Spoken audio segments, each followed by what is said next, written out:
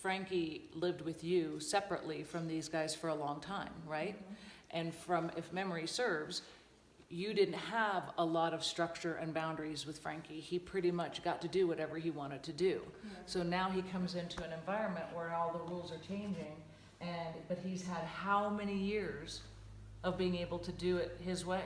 This is what I think is happening with Frankie, the difference between you have at least some rules that you've instilled from early on, whereas he has not. So, and then my thing is trying to get everybody to treat their dogs the same way, because what you do with Frankie downstairs, but then when he comes up here, the rules might be different.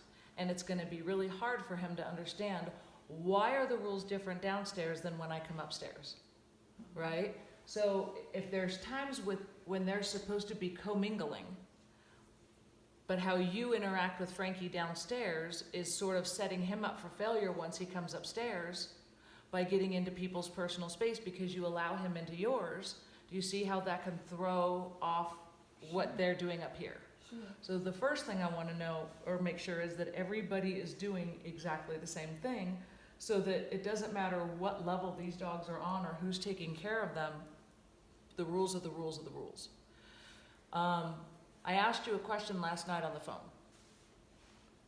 and you said, that's a good question.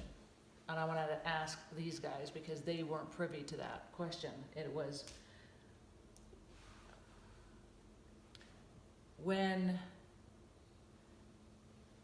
because I was trying to help you understand why it's not the dog and why it's us.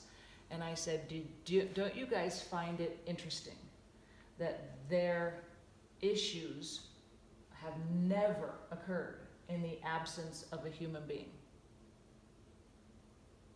So if this truly was a for Frankie issue, why are they able to coexist peacefully when you guys are not here? It is a good question, isn't it? And It's that's- because you're the bone, you're the resource. It's like the dog protects his bone.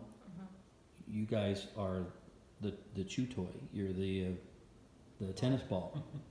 And that's kind of how I want y'all to see that, because that is the way in which I think most people can see it a little clearer, that when people are really worrying that it's a dog-on-dog issue, then you have to look at it that way and go, really? Because they coexist just fine when they're by themselves. So